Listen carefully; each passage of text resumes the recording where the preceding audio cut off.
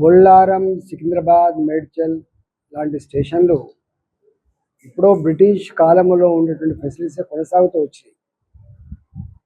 ఎప్పుడు కూడా 5 కోట్లు 10 కోట్లు రిపేర్ల కోసం ఇచ్చి ట్రూత్ పాలిష్ పనులు జరిగినాయి తప్ప పెరుగుతున్న జనాభాకు అనుగుణంగా ఇవాళ మొత్తం ప్రపంచం వేగంగా ముందుకు పోతూ ఉంటే మనం ఇంకా ప్రాచీన పద్ధతిలో ఉండడం మంచిది కాదని నరేంద్ర మోడీ గారు దాదాపు 2000 కోట్ల రూపాయలతో Nampally railway station, Kacheguda railway station, Secunderabad railway station, అదేవిధంగా మల్కాజిగిరి పార్లమెంటు పరిధిలో ఉండేటువంటి చెర్లపల్లి రైల్వే స్టేషన్ ఇలా అత్యాధునికమైన ఎయిర్పోర్ట్లను తలపించే పద్ధతిలో రైల్వే స్టేషన్ నిర్మాణం కొనసాగుతా ఉంది.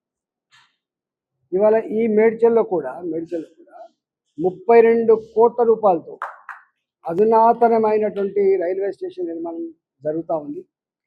గౌడల్లి, గుళ్ళపోచంపల్లి, బొల్లారం, అల్వాల్, ఇవాళ అమ్మగూడ ఇలాంటి ఈ ప్రాంతాలలో కూడా ఇలా రైల్వే స్టేషన్లు మోడర్నైజేషన్ కావచ్చు.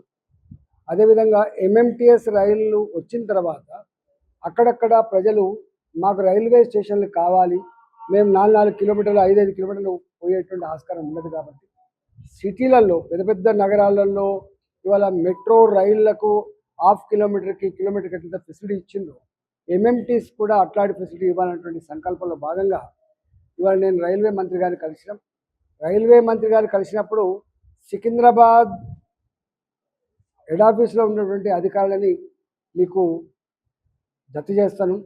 మీరు మొత్తం మీ ప్రాంతం అంతా కూడా కళ్ళి తిరగండి. ఎక్కడ కొత్త స్టేషన్లు కావాలి, ఎక్కడ కొత్త రైళ్లు కావాలి, ఎక్కడ అండర్ పాస్లు కావాలి, ఎక్కడ ఓవర్ పాస్లు కావాలి, ఎక్కడ స్టేషన్లు మోడర్నైజ్ చేయాలి, ఇలాంటి అనేక విషయాల మీద వారితో చర్చించినప్పుడు వారు మాకు స్థానికంగా ఉండేటువంటి అధికారులను అప్పచెప్పారు.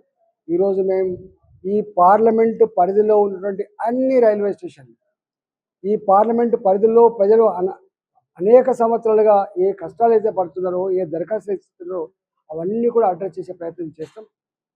ఈ తదుపరి డీజీఎం గారితో మీటింగ్ ఏర్పాటు చేస్తాం. ఈ ప్రపోజల్స్ అన్ని కూడా ఢిల్లీకి తీసుకుపోయి అతి త్వరలోనే ఇవి పూర్తి చేసే ప్రయత్నం చేస్తాం.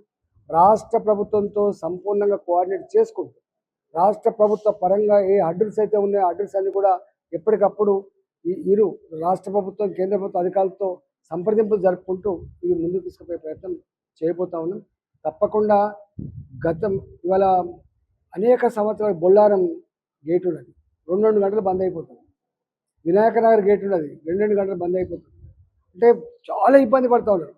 మరి అమ్మగూడ దగ్గర ఒక రైల్వే గేటు బంద్ చేసుకొని అండర్ పాస్ చేసింది, అక్కడ విపరీతంగా ట్రాఫిక్ ఉన్నది, ఇబ్బంది పడుతూ ఉన్నారు.